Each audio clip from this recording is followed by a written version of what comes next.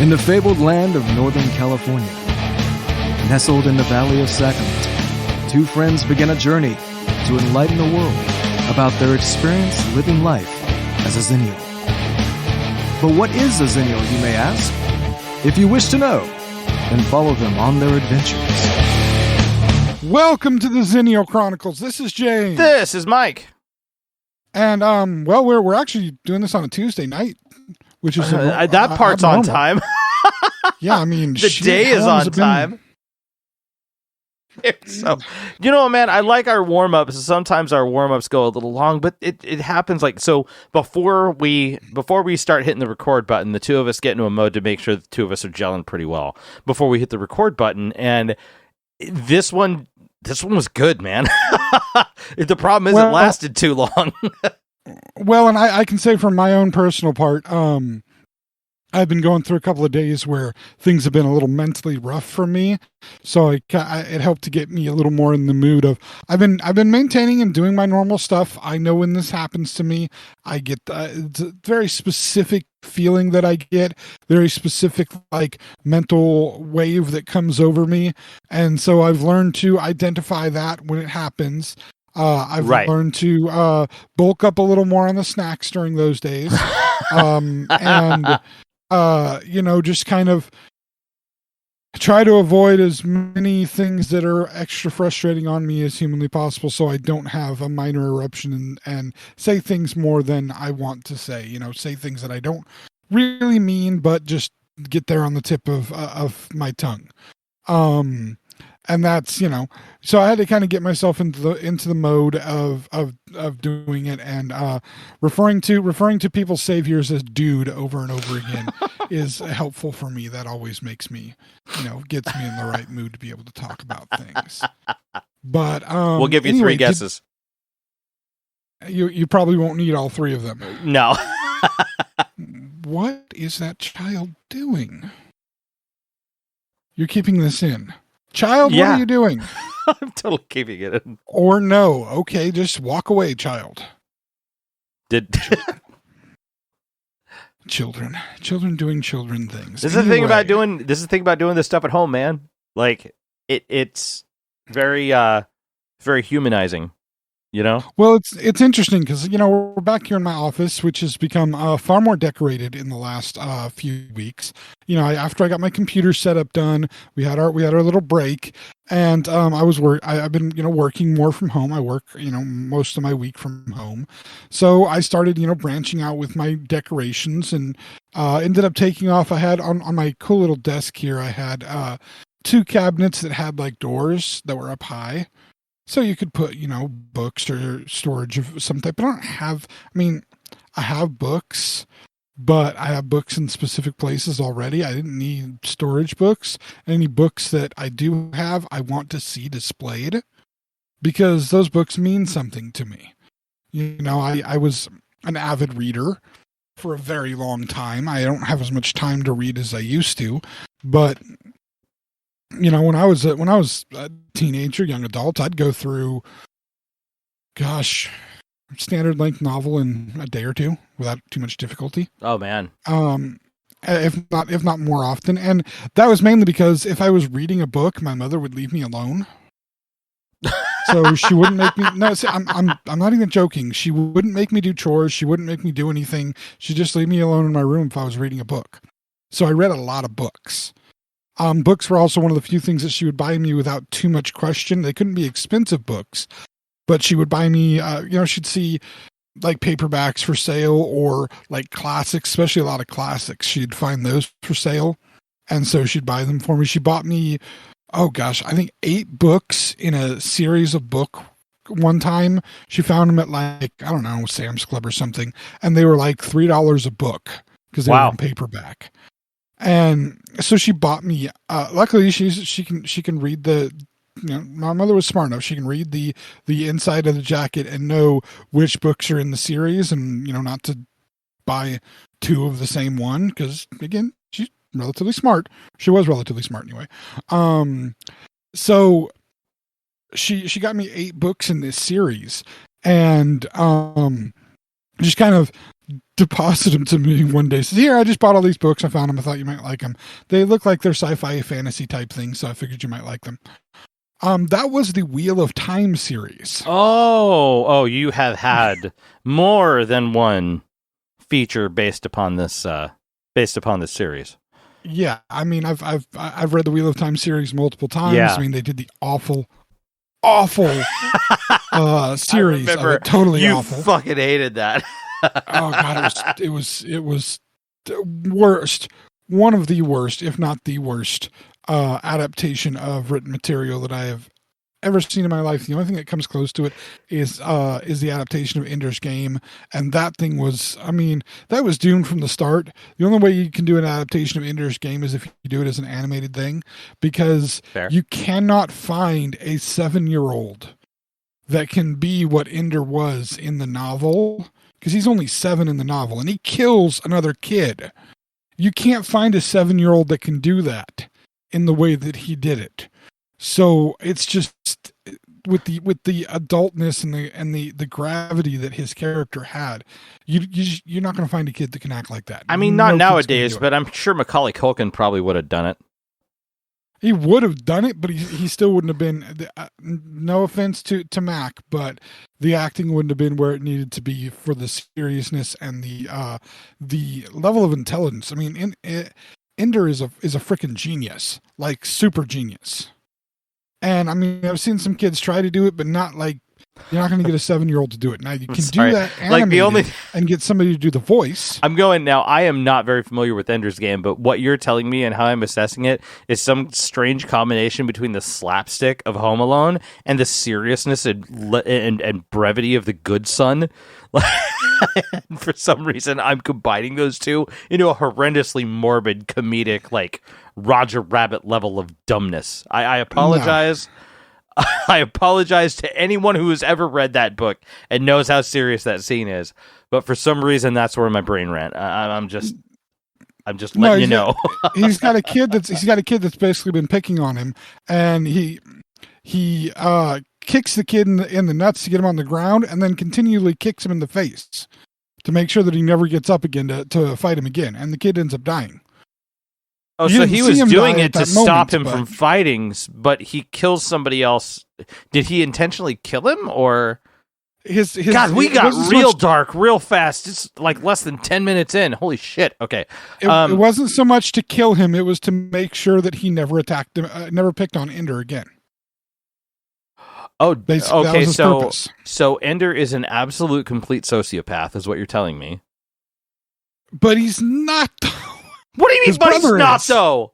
I mean, children are sociopaths in general. I don't think they would ever intentionally kill somebody like that to that degree. But I mean, I can't necessarily say that. Oh my God, I am not going down that road. He doesn't know until far later that he's killed the kid. He just wanted to make sure that he did enough violence to the kid that the kid would leave him alone and stop. Yeah, I understand that, and what he ended up doing was unintentionally killing another child. Unlike his brother, who intentionally would kill people, or well, not people, but animals, who ended up actually becoming the later he ended up becoming the political leader of the entire world. What the fuck is Ender's Game? Oh my God.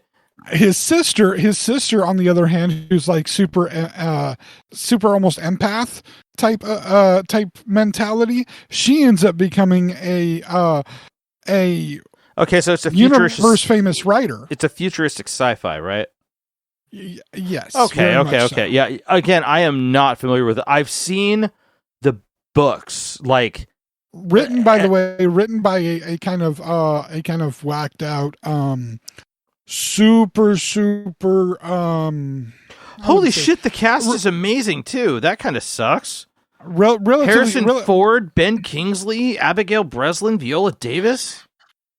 That's the 2013 one you're not a fan of, right? First of all. I'm just saying it's a hell of a cast. I'm not saying that it matches.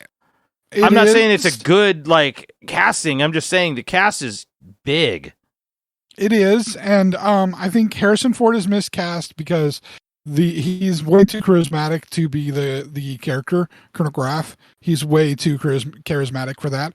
The one that bothers me, though, other than the kids, I mean, I love Haley Steinfeld. She's a great actress. She's done a lot of good things. She's fantastic in the update of, oh God, it was a John Wayne movie, and then Jeff Bridges did it. Oh shit! That was the Coen Brothers remake of it. Yes, True Grit. True Grit. There we go. I'm thinking Rooster Cogburn, which is the character. Yeah. The John Wayne character. Oh. And Haley Steinfeld does great in that. Of course, she's in 2 of the Pitch Perfect movies, and those are some of my favorite movies. She's okay in those. I mean, I don't watch those for her. I watch those for the music. Literally, I watch those for the music. They're hilarious. And Haley Steinfeld, great actress. She was in the Hawkeye. She's in the Hawkeye series. She's Hawkeye's kind of apprentice. Oh, listen to this. Oh, dude. Okay, so get this shit. I think you're I'm gonna read this assessment I found on Google of Ender's Game by Roger Ebert in 2013. It says, because the question, it's a question and answer deal. It says, what went wrong with Ender's Game? And the answer is everything. The movie version of Orson Scott Card's Ender's Game is way too kind, and the drama suffers greatly for it. The movie packs too much plot into 114 minutes and has serious pacing issues, and because its makers don't have an eye for spectacular set pieces, it never looks as grand as it should. That was Roger Ebert. Yeah. I mean, the battle room looks nothing like you expect the battle room to look. 125.5 million was the budget of it. Wow. 125 million was the budget. Yeah, there's a lot of scenes that would require that. I mean, there's full weightlessness that has to be achieved. So there's there was a lot budgeted for CGI. Orson Scott Card was a producer? Yeah. Okay. Here's the thing though. Here's the thing about what's happened with Scott Card over the years. Oh, it made 125 million. It had a 110 to 115 million budget, so it was a total flop. It was bad. The only reason he has producer credit is for it's in name only for the money purposes, because he was very, very tight-fisted about holding on to the rights to all of his written material. But some of the later material has some issues that have to do with some of his. He was fairly liberal when he wrote the original Battle Room short story that was in Nova magazine that eventually became the full-length novel of Ender's Game. He is fairly liberal within his life, although he was still a part of his professed religion. As he has gotten older, he's gotten deeper into the religion, and it's made him a little bit more kooky and way, way more conservative. What I will say is that he does, at least he may wear special underwear. That should be clue to anybody who knows their religions. Oh, okay. Really? Man? Yes. Okay. But no, that's probably one of the worst adaptations of a really, really good book. There's so much good in that book that it's just so much good, but terrible adaptation, terrible way of handling it. And especially with the deep stuff that comes in the next 2 books. The next 2 books have some really, really deep, well, the next book, I should say. The 2 after that, maybe not as good, but Speaker for the Dead at least has some really, really good, cultural things that it discusses and, ideas that it deals with. But, yeah, after that, Children of the Mind and Xenocide, I don't know.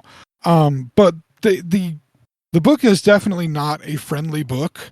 I mean, the book ends, Ender's Game ends with Ender believing, it almost ends with Ender believing that he has completely wiped out an entire alien race. Whoa. And instead of being he is the hero of Earth, it ends up as humans use the technology from these aliens to branch out to the stars and to different planets, and because the aliens had a specific faster than light technology, basically kind of a wormhole bin space-time type situation. They as people start settling on these different worlds, some of which are worlds that the aliens used to live on, and settling kind of in and around the dwellings of the aliens, there comes backlash, and he ends up being called the Xenocide. Because he basically killed an entire race of people. And as he's just a kid when all of this happens, so as he grows into adulthood, he has to deal with both the fact that his brother, who is a complete psychopath, ends up ruling over all of Earth. He has to deal with I should add, the reason he's called the Xenocide is actually his fault, because something he does end up finding on one of the colony worlds that he's on, he finds that there is still one remnant of this entire race of aliens that he destroyed. Right. There's a queen egg left that can telepathically communicate with him, because again, we're talking sci-fi here. Right. And it telepathically communicates with him that, like, hey, we were a hive mind. We didn't know that when we killed and attacked humans that they were individuals. The queens are the only ones that are really individuals. Everybody else in our species and all the other things in our species are just extensions of the queen. Queens are the only individuals. So when you killed off our queens, that was real murder. But we didn't understand that when we invaded you at first and killed off just a few random people. You were all individuals and you all had sentience, and we're sorry? Yes, we are sorry. And we tried to tell you that we were sorry, but we don't talk. We only communicate. We communicate through a telepathic network. So we had no way to communicate with you that we were sorry. So you're the first human being we've been able to touch and say, we're sorry, we didn't mean for that to happen. But then you attacked us and killed all of us, and I'm the only one left. So essentially, Ender is the only person who has the capability of processing this information, because he's the only one with the experience, and so he feels remorse for eradicating an entire race. But there's a single queen egg left? There's a single queen egg that tells him about this, and he feels remorse. And so what he does is he writes a book called The Speaker for the Dead, which is the title of the second book. No, that the second book is not about that. The second book happens years later, and it's about what happens to Ender years later.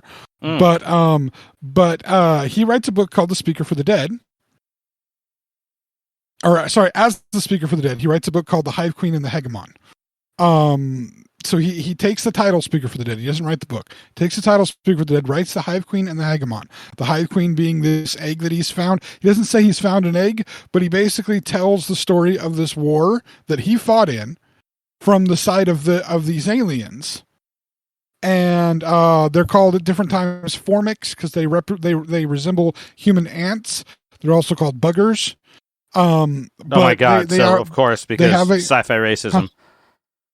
What? I said, of course, because sci-fi racism. Exactly. That's the point. Yeah.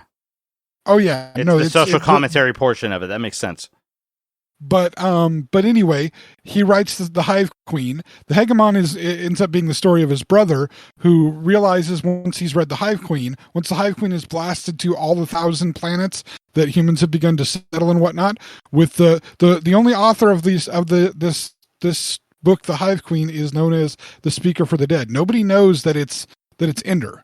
Nobody knows it's the guy that fucking wiped out all these creatures. They just know that somebody's saying, hey, these creatures didn't mean for this to happen. This is all a big fucking mistake. And humanity's like, holy shit, we feel awful. They're all dead and we wish we could do something about it, but we feel awful now. Now, his brother realizes, because his brother's just as smart as him, realizes he's the one that wrote it. So he said, hey, I know you wrote this about the Hive Queen. Write a story about me too. So you have the Hive Queen and the Hegemon, which basically become the stories that the Speaker for the Dead writes about these two influential things that happened during humanity's expansion to the stars. And basically then the rest of Ender's life is he prepares at the end of this book, he prepares for the rest of his life to try to find a home for this egg so that it could hatch and he could bring these aliens back. Wow. To pay for his sins of wiping out their entire race. Jesus so yeah, Christ. I mean, It's not a happy book, man, but it's powerful. Right, that's the point. And you know what, that gives me very much. It's one of those, and that's the thing about the big sci-fi novels that I am familiar with. It has a theme that's very similar to Fahrenheit 451 or Childhood's End, both of which I've read. And the weight of the consequences of what happens to whatever the society is in question is the purpose of it's the point. It's the social commentary of it's the reason why the story is written. Although people get Fahrenheit 451 wrong all the time. Really? They mess that. People don't know that it's basically a treatise against television. Well, it's not necessarily just. I mean, yes, there's a lot of that No, that's what the author said flat out, that he was. Well, that sounds pissed, substantially more people. simple than what the story says, but I can understand that, I guess. Yeah, no, he was pissed at television taking over people's brain. Yeah, well, Lewis Carroll was pissed at math, so sometimes you can create great stories around simple concepts. True, yeah, he was. I mean, that's one of those funny things. People have all their different feelings about the Alice in Wonderland stuff. It's like, no, seriously, this was just one dude who knew a lot about math, who was pissed that they changed math. This is like somebody who's like, this is Common Core. Oh shit, this little girl's falling down a hole. This is that's just like his time. This is his backlash on his version of Common Core. That's all Alice in Wonderland is based on. Well, I mean, it's a little deeper than that, because we're talking with Carol. It was high level mathematics. It was like calculus and shit like that. Yeah, trigonometry, that kind of shit. Yeah, it was high level shit. It wasn't just basic adding and subtracting. But yeah, there's for people who know math, there's a whole lot of math jokes in there that the rest of us, including me, because I may have taken some trig, but I don't know math that well. I don't get the jokes. I get some of them. I do not get all of them. Oh man, that's good. That was a great way of splitting that. That was good. I mean, it's one of those things that people really don't know. Yes. Oh, I love the whole Alice in Wonderland vibe. Okay, so you worried about sine, cosine, and tangent? All right, that's cool. What are you talking about? Nothing. Not at all. Nothing at all. Never mind. Go back to vaping while sitting on mushrooms. It's all right. That's what this is about. No, I will say it is a funny thing that every time that I used to bring out the hookah, sit on the front porch and smoke the hookah. If my kids were playing out in the yard, they would ask me that they would literally come up and ask me to say it. They say it. Like, taking a deep breath of the hookah. Who are you? That's great. They just bust up. They bust up. They loved it. Yeah, fun times. Good. But anyway. So yes. Books, which is what we were talking about initially. Books were always a good pastime for me. So I like to display my books. Yes, I'm going all the way back to let's rewind. Ender's Game, Wheel of Time. Crappy shows for both. My mom bought me a bunch of Wheel of Time books. I like to display my books. Are we there? Did I get Yeah. No, that was pretty much the assessment of the entire last 20 or so minutes. And actually, it's funny is from where I'm sitting right now, I'm looking up, and I can see all of the Wheel of Time books that my mother had bought for me, because I still have them. Right. At least one of them is completely broken in half. Like literally it broke in the very middle of it on the spine, because they're all paperbacks. Oh, okay, yeah. So I think the only ones I have in hardback are the last three, which were done by a different author, Brandon Sanderson, who had to finish the series because the original author, I don't remember his real name, but Robert Jordan was the pen name he went by. He died. But before he died, he gave Brandon Sanderson all the information of what needed to happen in the last books. They definitely read and feel completely different. Brandon Sanderson's take on some of the characters I don't like as much. And of course, he is a consultant on the TV series, which makes absolutely perfect sense. Right. because he took one of the better, or one of the main characters, Matt, and really kind of, he made him so much more one-dimensional than he was throughout the rest of the series, and it just kind of didn't feel as right. But anyway, I have all of those where I can see. I have my Dragonlance novels where I can see them, because those meant a lot to me when I was a preteen and teen. Lots of stories with those. Again, another one where they made this one. They did make an animated movie of the first book in the Dragonlance Chronicles, Dragons of Autumn Twilight. They made an animated movie, and they had some really good voice cast with it. I mean, they got Kiefer Sutherland in it. My not cousin, but cousin. But right. It was horrible. It was a terrible movie. Absolutely abysmal. And even for an animated, you'd think, okay, they'll get everything they need to into the animated movie. Nope, they screwed it up too. So, I mean, it happens. I'm waiting for them. I keep waiting for them to do a Forgotten Realms movie with Drizzt Do'Urden. At some point, they're going to do it. I don't know how they're going to pull that off. Wait, hold on. What name was that? Drizzt Do'Urden. I am not familiar with that person. He's a dark elf, a drow specifically. That okay. He doesn't like being evil like the other drow, so he goes up to the surface and he becomes a ranger. And he has a statue that looks like a panther, but when he throws it, it turns into a panther. And it's his magical friend. Okay. Does it like obey commands and stuff, or is it like self-sentient? Oh yeah, totally. No, totally obeys commands. It's like his friend. It's like smart and shit because it's a magic. Okay. That's legit. It's not just a panther. It's a magic panther. But he's also a ranger, so he can somewhat commune with animals and shit. Nice. All right. And he's a dual wielder. Has two scimitars that he fights with. Total badass. Nice. But the thing is, dark elves are like, they're completely black, but not black like African American black. Like they're actually like jet black. Eyes. You know what? I'm not sure if you've ever seen this. Do you ever watch The Community? Somebody dressed up as Drizzt Do'Urden in that show. Yes. Yeah. No. He dressed up as a drow. It was his own character that was a drow. Okay. Ken Jeong. Really? Yes. It was Ken. Okay. Ken Jeong. Full fucking straight jet ass black makeup. Although the episode itself has been, it sucks because it's one of those episodes that is, on top of being one of the best written episodes that has ever come out for that series, it is also one of the most offensive episodes that's ever been written in that series. And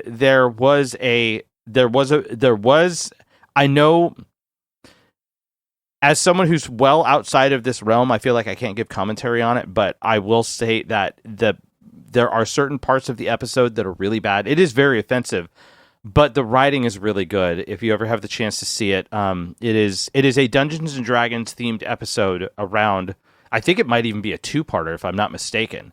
But is part of the issue Ken being in blackface? Yes, actually. That is one of I was trying to say it without I'm not trying to make commentary on it. Like it was a network decision thing. Like I think the episode was removed from, it might have even been removed from streaming services. I'm not sure if you can find it.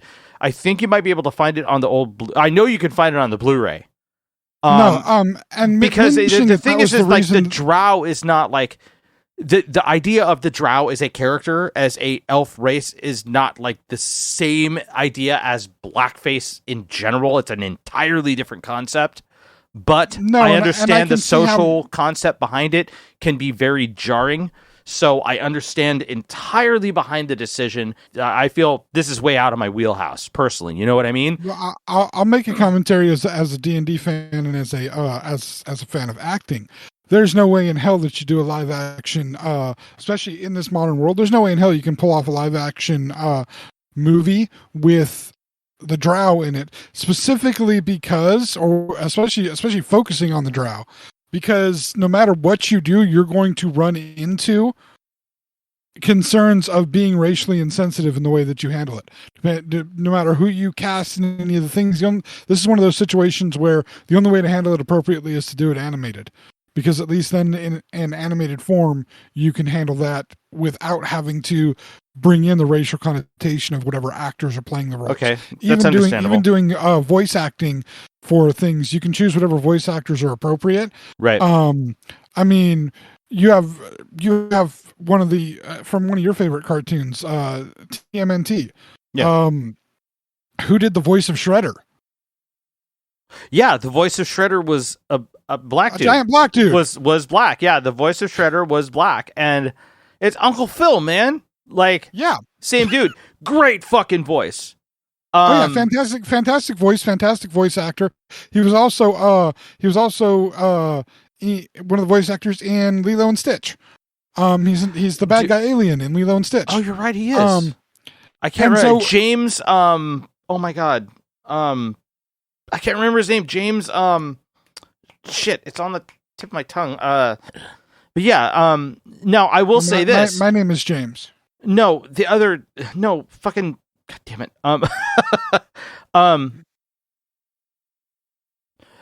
Voice of Shredder, 1987.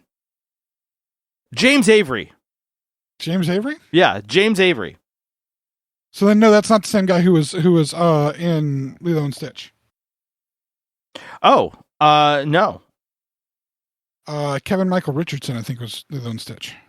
Oh yeah, that was Kevin Michael Richardson. But now that being said, if you get the voice of Shredder was a white dude.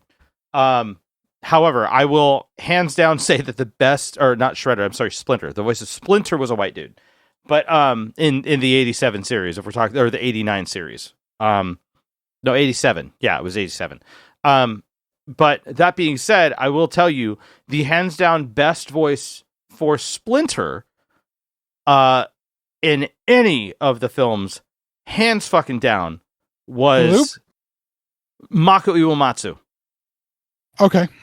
From it sucks because it's like from like I think it was like, what was it, 2008, I think was the film. It's supposed to be the fourth in the live action, Jim Henson based series, but it was all CGI. It had Sarah Michelle Gellar as April O'Neil. Patrick Stewart was in it. Like, it's just a weird casting, but dude, Mako Iwamatsu, Uncle Iroh from, a lot of people may know him as Uncle Iroh from, People don't know him just as Mako? No, they don't know him as Mako. Why? Because he's probably like his most, especially with younger audiences, is Uncle Iroh from, oh my god, from Naruto, right? Is that what it is? I am not familiar with the Naruto series. It's Avatar. Avatar. I'm so sorry. Oh my god, I feel like an asshole. I'm sorry. What I know him from is Sidekicks. Right. I knew him from Sidekicks too. Like, that's when Of course you did. You had to watch your uncle's movie. What? No, he's not my uncle. You look a lot like him. People keep saying that, especially when I grow the beard out. I look like a pudgy younger Chuck Norris. You look like the love child of Chuck Norris and Paul Giamatti. Oh God. I mean, you're not wrong. I'm not. I mean, there was one point where I was offended that somebody said I look like Paul Giamatti, but now years later, I get it. I'm glad I have more hair, but that's about it. I mean, he's a good actor. He is a fantastic actor. I didn't see myself as related to Paul Giamatti or similar to Paul Giamatti when I was like 22. I see it now that I'm 40, but that's a different story. I mean, you've not too long ago compared me to Jack Black, and I'm pretty good with that comparison. In fact, I'm stellar with that comparison. I'm very happy with that one. Yeah, no, I'm saying, I'm not saying, again, I'm just saying, like, I completely understand. I've accepted that part of me now.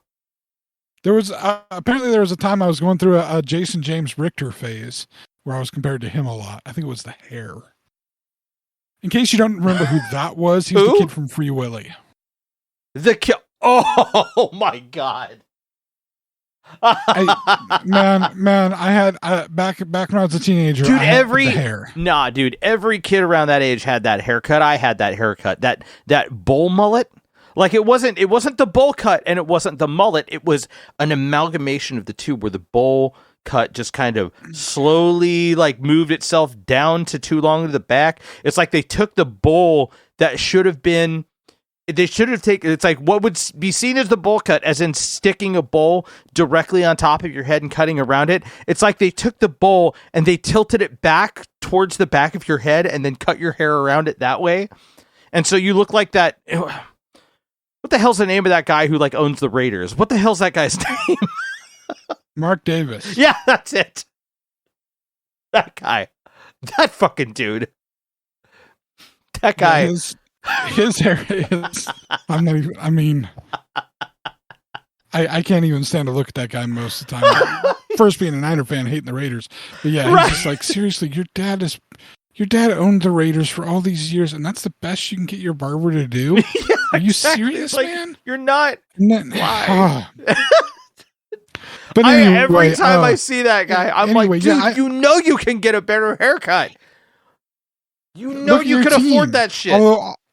Although, to be honest, if you look at his team, the Raiders have never been a team that is known for their players looking oh no, kempt, as it were. I'm so sorry I put you in this. Like I put us in this position. I shouldn't have mentioned the Raiders in general, but honestly, like that's probably the worst fucking haircut I've ever seen on somebody. No, and I'm no, telling you, that guy the guy owns the fucking, like, the Raiders is, regardless of whether or not you have a certain commentary on the team, and the Raiders are a very polarizing team, they make money like a motherfucker. That guy can afford a decent hairstylist, and you know that. Oh no, the Raiders are one of the one thing I can say about the Raiders as far as a franchise goes, they have, as many times as they have left and screwed over their fans in the various areas that they've lived in, their fans are basically, damn, I don't want to make this comparison because it sounds bad. Basically, their fans forgive them of everything. You know the comparison I want to make, and it sounds awful. God. It's so bad of a thing. Oh, that's bad. But that's true, though. They forgive them of everything. The Raiders can leave. The Raiders can trade away people. The Raiders can do stupid draft picks. It doesn't matter what the Raiders do. They're going to forgive them every time. And I'll admit, they have one of the most dedicated fan bases. But I am going to say it doesn't take high intelligence to be dedicated. Oh, we went there. It doesn't take high intelligence. Now, on the flip side of that, I'm taking me out of the equation. You went there. On the flip side of that, of all of the teams in the NFL, of all of the teams, the biggest group of fair weather fans, the biggest group that only typically show their fandom when the team does well and totally abandons their team, like Raider fans. They can lose almost every game of the season. Raider fans are still going to be there. They're still going to be in the black hole. No, that's the thing, is they've got, and the spikes and they don't care. I got a question for you, like, all the time. I got a question for you. If the Niners lost constantly, like, would you be there still? Would you be doing that? Like, if they lost for 10 fucking years? There. Okay, I'm getting there.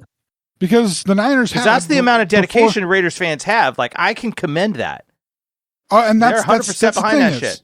Yeah, that's the thing. I can say, of all the franchises in the NFL, the Raiders are top 3, I would say, with dedicated fan base. The only other teams that have more dedicated fan base than the Raiders, the Cowboys, because again, you need another large area of stupid people to be dedicated to something that means something in their lives. The entire state of Texas, because what else is there to do there? Dude, this fan rivalry runs deep. I am so far detached from football. And then the other most dedicated fan base, there's a big reason why this fan base is dedicated, is the Green Bay Packer fan base. But what you need to understand about the Green Bay Packers is, do you know who the owner of the Green Bay Packers is? No. Do you know who the owner is? Nope. The entire city of Green Bay. Oh, Literally. no wonder, dude. That makes perfect sense, because at that point, that is when a team legitimately represents the city that they're from. Like the Green Bay Packers will never leave Green Bay. Why? Because they're owned by fucking Green Bay. So if you live or are part of Green Bay, you're a fucking cheesehead because they're representing your hometown. Exactly. That makes sense. That makes perfect sense. In fact, they're one of the few teams that have not tried to get any kind of new stadium, they built extra levels onto Lambeau Field, because basically the Packers are never going to play anywhere but Lambeau Field. They spent billions of dollars modernizing Lambeau as much as they could so that they would not have to leave there, bringing it up to at least somewhat the modern era of things. They brought it up to like the late 90s. But yeah, no, they will never leave. They'll never leave Green Bay. They'll never leave Lambeau Field.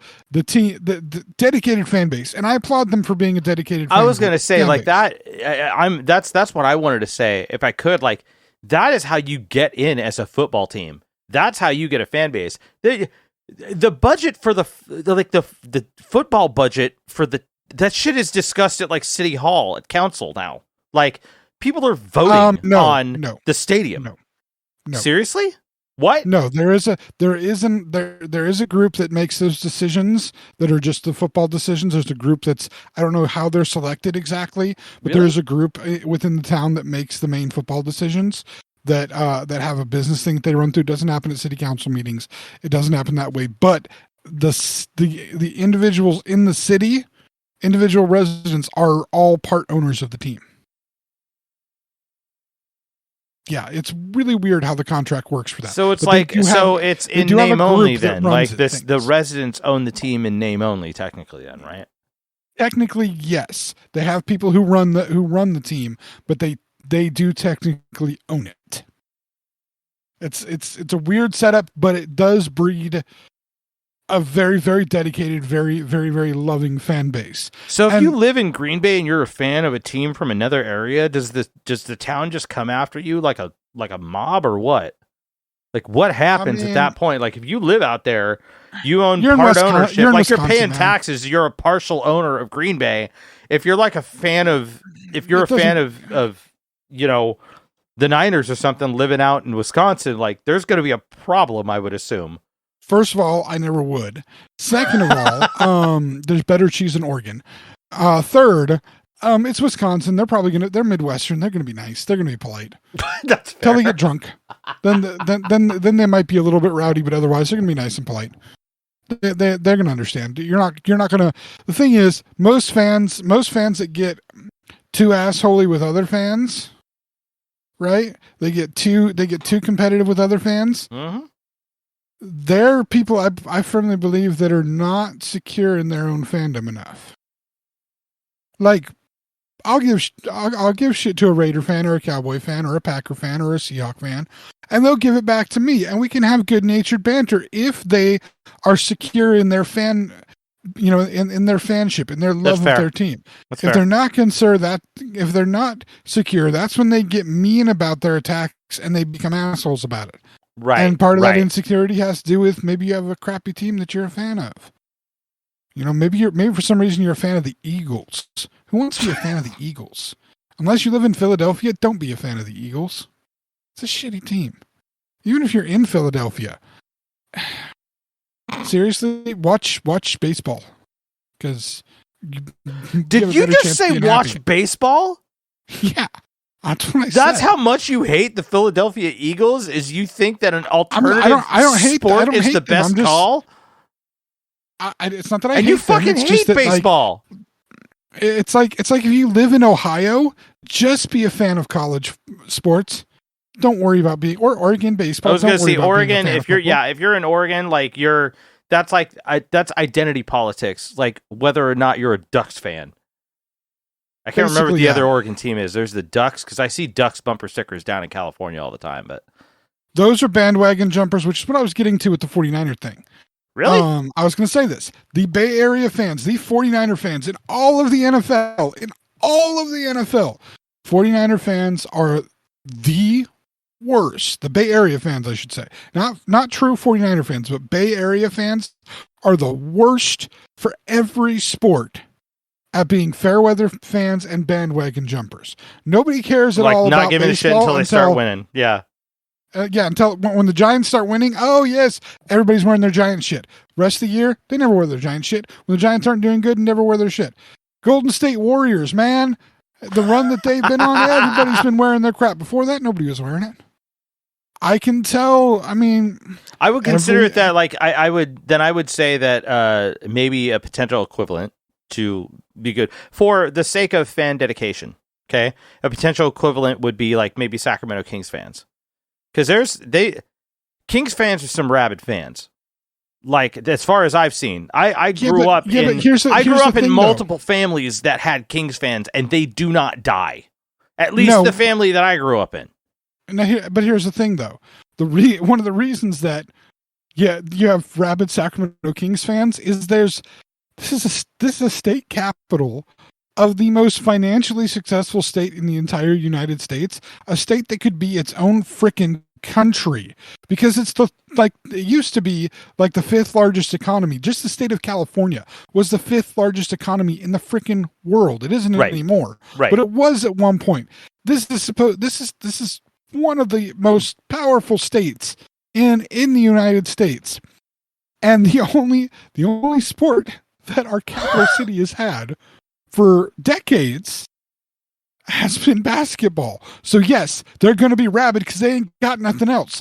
Recently, we've gotten a lot of soccer that has shown up, and that's created a huge fan base.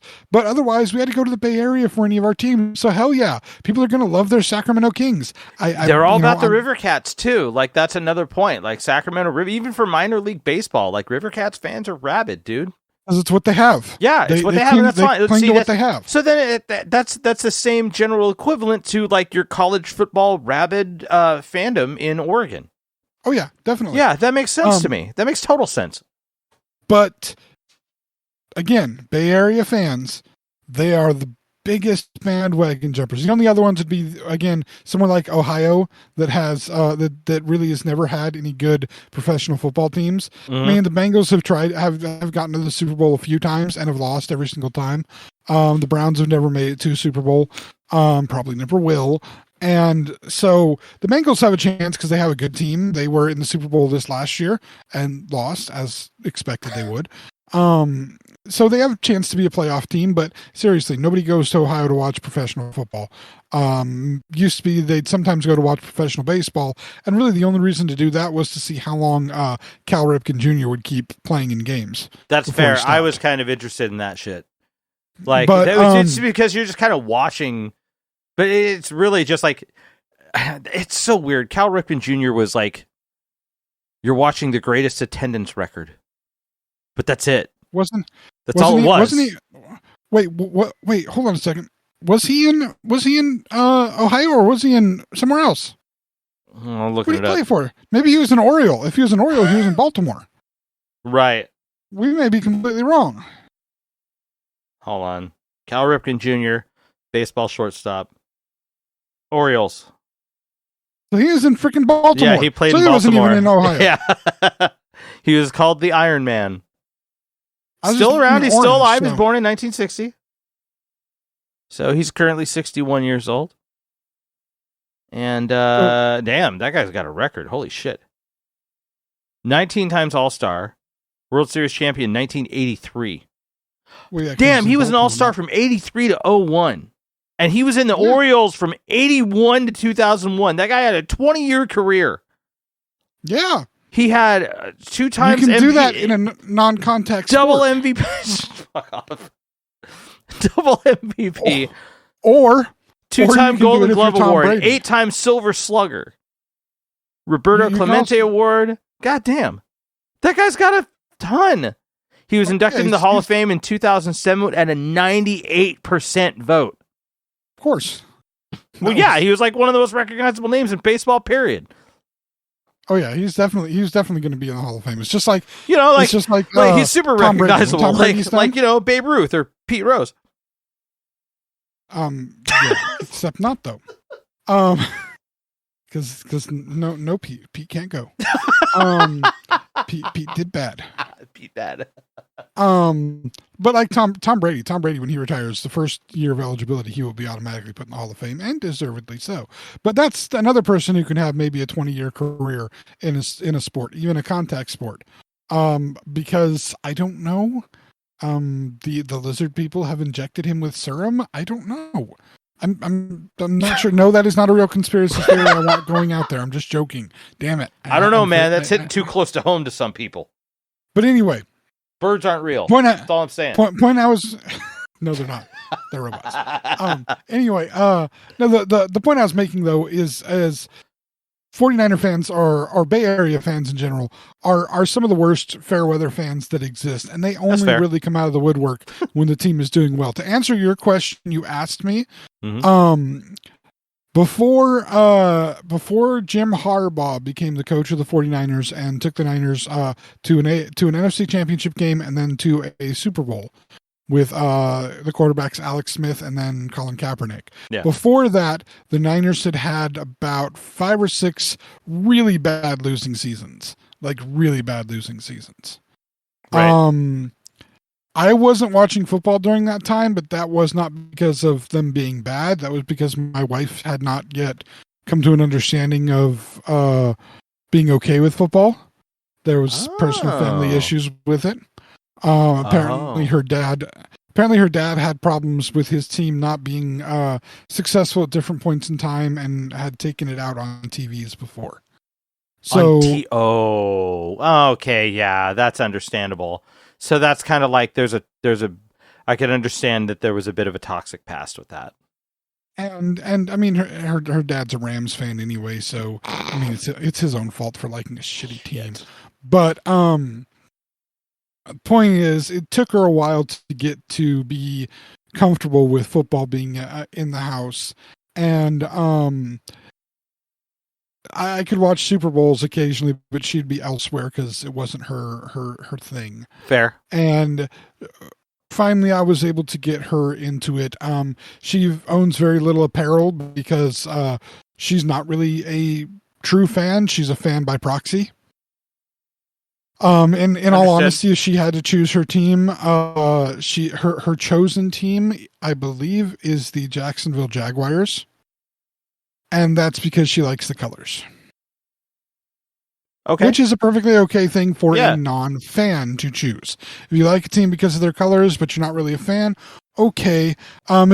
Jacksonville's an okay one with me only because a running back was drafted by Jacksonville that actually went to the high school of my hometown where I was born and would have grown up in if I hadn't moved to this part of, the northern part of California. He went to the high school that I should have gone to that my father graduated from. And went to that high school, then went on to college, went on to the pros. His name is Maurice Jones-Drew. He is one of the most famous people to ever come out of that town. The other one being a current NFL running back, Najee Harris, and then music duo, the Captain and Tennille, also from that town. Oh, wow. Okay. I won't say the name of the town only because, it is one of those password question things.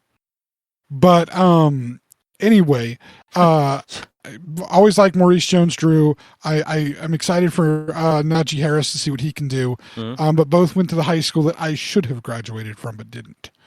Okay. So kind of a neat connection there. But yeah, he was Maurice Jones-Drew was a Jaguar for a long time, and then of course he was a Raider because everybody eventually ends up on the Raiders. But yeah,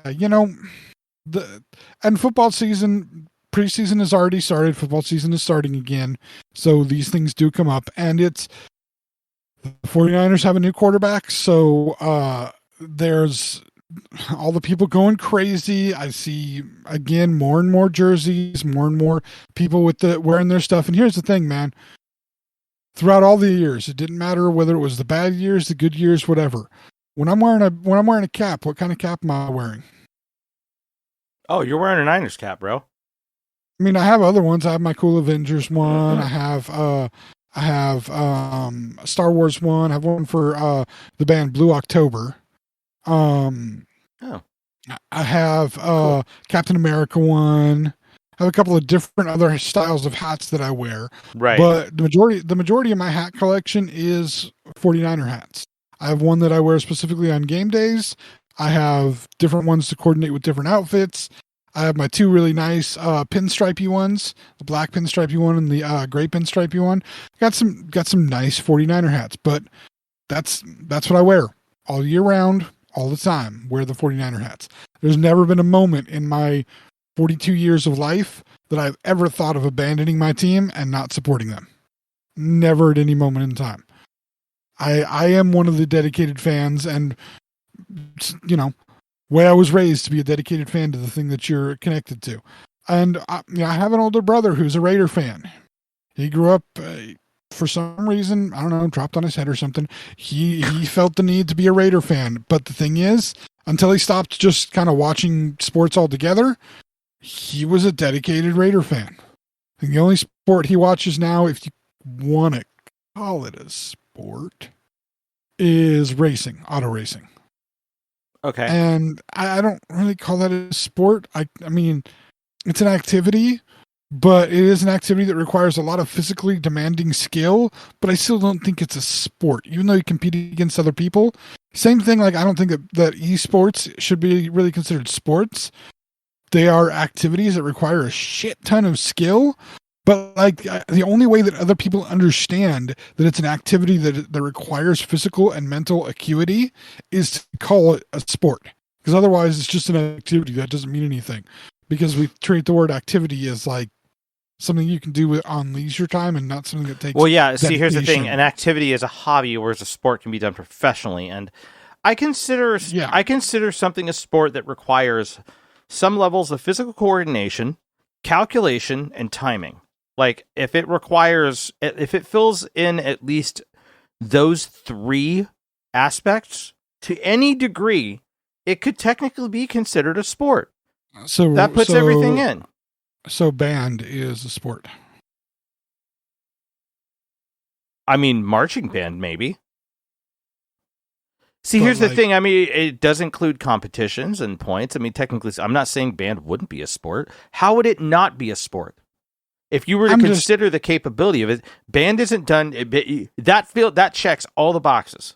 Okay? The only difference is you don't have two bands playing. If that's the case, you don't have two bands playing against each other at the same time. We should, though. That would be amazing. Competitive band in that regard. Yes. Competitive simultaneous band. That's a sport that I want to see at the fucking Olympics. Hell yes. That sounds fantastic, actually. Competitive simultaneous band. Could you imagine one band is off key, you just got bitonality happening all over the place? I mean, I'm just saying that we need some of that. We need some of these bands going back and forth trying to, best each other. Right. And that's the thing about, technically speaking, it's not like you have competitive simultaneous golf. So to a degree, that might actually be, you might be onto something. Because again, it requires timing, it requires calculation, it requires physical. But at the same time, I also don't think of golf as a sport. I think of that as an activity. Right, but the thing is, it can be done professionally, and it checks all the boxes. It checks all the boxes the same way that Formula One or NASCAR racing does. And that's it's still considered you could technically, if you can consider golf a sport, and you can consider racing a sport. I don't consider golf a sport. You might not, but it's considered a sport. Okay. It is a sport. It's been established as a sport. If that's the case, I want to see simultaneous competitive band. This is a fight for simultaneous competitive band at this point. I mean, but then again, I'm also the person who refuses to acknowledge that soccer is a sport. So, but that's for personal reasons. I just hate soccer. So, I mean, so you're saying is you're not the one who I should be talking about. About this. I mean, I know I'm irrational in that decision making when it comes to soccer and golf. I know that I'm not necessarily I'm forgetting all rules and not playing by them and saying flat out I just don't believe they're sports. And that's personal issues, and I acknowledge that is entirely about personal issues without any regard to logical analysis in it. Just right. I just freaking hate soccer. So it's one of those things that, like, nope, I will never agree that that's a sport. Never going to agree to it. Sorry. What's his name? God, the British actor who used to be a footballer. Scary British actor. British actor. I mean, Bullet-Tooth Tony. Bullet-Tooth Tony from Lock, Stock, and Two Smoking Barrels. Really? Yeah, he looks. God, I figured he was more a rugby player. Holy shit! Vinny really? Jones. Vinny Jones. No, Vinny Jones. That's his name. Yeah, he was. Don't call him a soccer player. That's one guy you want to call a footballer. Oh fuck no! He's football. Yeah, he'll kick the shit out of you.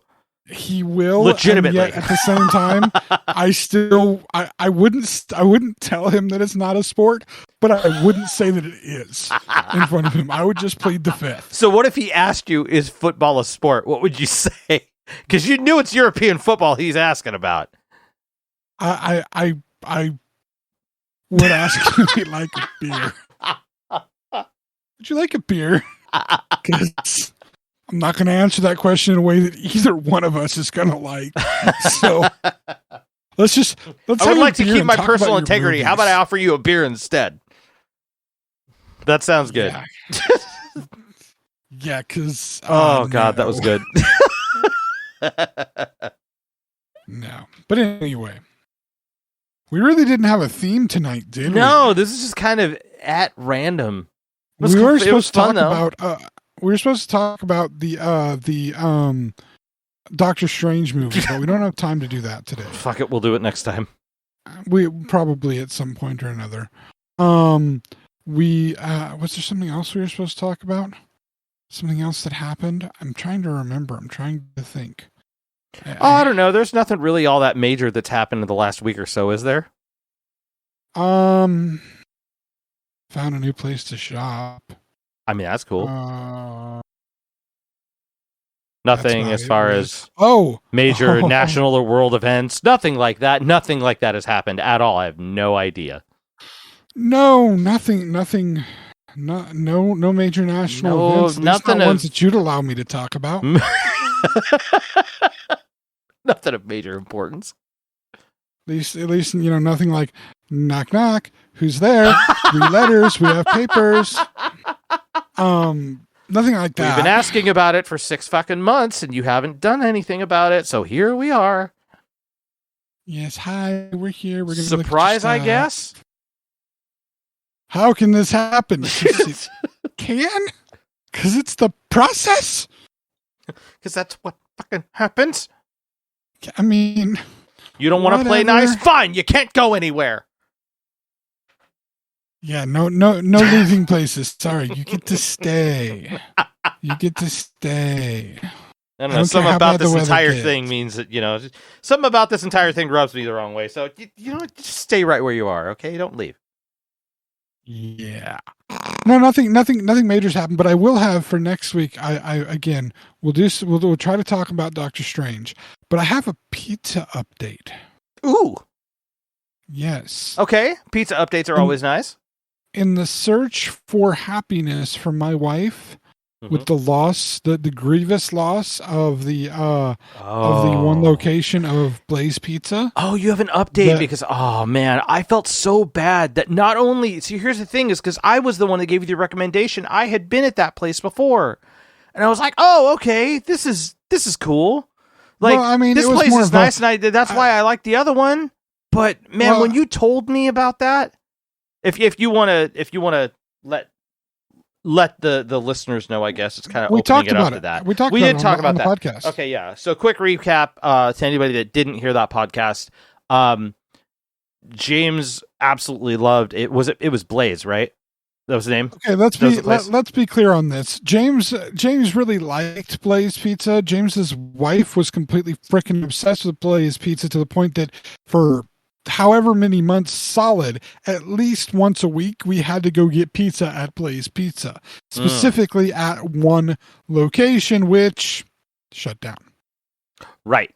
And then we tried another location on my recommendation, because he said that he was looking for, like, when he told me, I was like, well, there's another location in another town not too far from here. So I was like, try that one.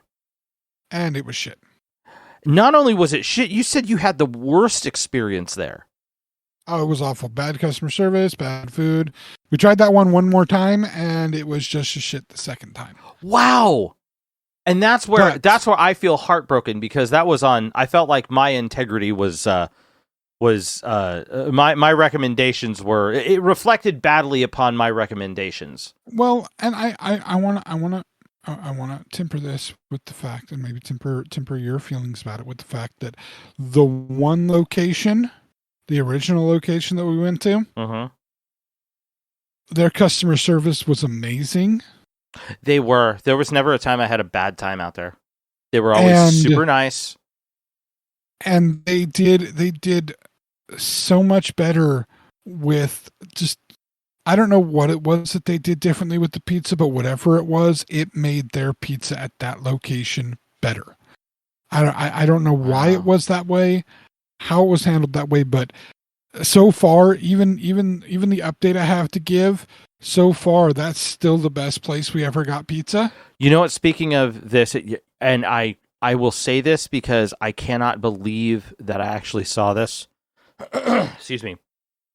I cannot believe I actually saw this in a video. There's a YouTube channel that I follow called Food Theory that actually studies and does, like, you know, experiments on, so they're not like food scientists or anything like that, but they study and do experiments on certain things. And one of the things they've researched substantially was New York pizza. And why does New York pizza taste better than other pizza, quote unquote? Like, that's the idea, right? And I can't speak for it because I've never had New York pizza, never had real New York pizza. Apparently what happened was what the assessment is, it's something in the water. Like, the water's better for cooking the dough. Like, half the reason why the pizza is better is because the water is better. That's all they say. There's no real scientific basis for it. So this guy does a whole thing where he gets his friend who was traveling to New York, who's like, get water from this area. And then he's down in, like, North Carolina, so he gets North Carolina water, and then they get water from, like, I want to say California or Oregon or something like that, and they make a pizza with, like, they grab 2 gallons of water from each region, and they actually made pizzas the exact same way, same amount of ingredients, same everything, with the exception of changing the water source, and that's it. And the difference between what was made in New York versus what was made in the other areas had to do literally with the regulations of what was in the tap water for the amount of chlorine that's used in it. And it changed the pH balance of the water and therefore changed the way that the dough operated. Yep. And the point that I'm getting to with this is, maybe as far as a makeup difference here, is that the water from my area versus the water from the other area, even though they're from the same county, it could be a difference in why the pizza was different. Could be a difference in the water. It could be a difference in how high volume, so how quickly the dough is moved out and new dough has to be made. Could be the way that they make the dough. Right. Because maybe one place makes a lot of dough thinking it's going to be more high volume, the other location, but if they don't get the volume, they expect the dough sits longer, and so it doesn't have as fresh and nice a flavor. Whereas the other one expects lower volume, so therefore makes less dough and makes it closer to when the rush happens, so it's fresher. Like, yeah. Absolutely. There's multiple things that could be involved in the location bit, but I have stories about that. I have stories about which I guess we'll touch on in the next one, since this is our second one since having our break. Yeah. Because lots of catch up to do, man. We've seen 2 different pizza places. Finally got my wife to eat one of the best burgers ever. Oh, really? While it was warm, while it was fresh burger. Nice. And We even went to the couple destroyer. We went to and walked around the couple destroyer. A competitive arcade? No, worse. A casino? IKEA. Holy smokes. You went there. And we'll talk about that. We'll talk about that on one of our next episodes, maybe the very next one. Mike. I like that. Mike. Yes. Where will people hear the story of James and his wife and their trip to IKEA and the purchasing of the Flurgan? It's not really a Flurgan, it's just the name I made. No, up. that's Mike, just where the will name they of find it. this? You could be catching us on our website, the XennialChronicles.com or Zencron.com. If you don't want to type that much, you could also check us out at most major podcast platforms. Just look for the Xennial Chronicles on those platforms. You should be able to find us. Also, take a look for us on YouTube as well. Go into YouTube search, look for the Xennial Chronicles. You could even be listening to us on YouTube right now. Our podcasts upload in video format there. They're not actual videos. They're, a little waveform that scrolls out, but it's in a video. If you are listening to us on YouTube, please make sure in the middle of all that you head on down underneath the video and you click the like button for us, because that's great. And then also next to that, make sure that you hit the subscribe button as well. And James, there's also one more thing to do. What is that? Lurgan the Bergen. That's right. That's exactly right. Go ahead and click the bell to make sure that you get notified for the next time that you get notified the next time that another video format podcast or another podcast comes out, so you listen to it when it comes out. Or videos sometimes too. We do that. We do that occasionally. While you're there, please make sure to check out Mike's other two YouTube pages. First one is Chronosode Games. This is a page that he has with his wife where they are playing video games in chronological order of the story, not in order of when the game is released. Yes. But it's mainly Mike and his wife playing video games, Mike very poorly, and doing voiceover work also very poorly. Yeah, but it's entertaining though. What? Yeah, but it's fun. It's terrible, but it's fun. Hey, and that's the important part. Yeah. Have fun doing it, even if you're not very good at it. Like most of everything I do. Anyway, while you're also there, check out Mike's other page, Ruling Note Music. This is Mike talking about everything music. Videos about the history of music things, gear information, basically if it has to do with music, which is probably Mike's other love other than his wife. Yep. That's where you'll find 100% true. So check those out, like, subscribe, keep it all in the family. Everybody right now needs something to keep their mind off of, all the weird crap happening in the world. Right. That's what we're here for. Maybe you want to pay attention. Maybe you want to pay attention to all the weird crap in the hopes that, I don't know, somebody goes. Anyway, thank you all for listening, and I hope you have a great week. Y'all have a good one. Thank you for tuning in, friends. The journey continues next week.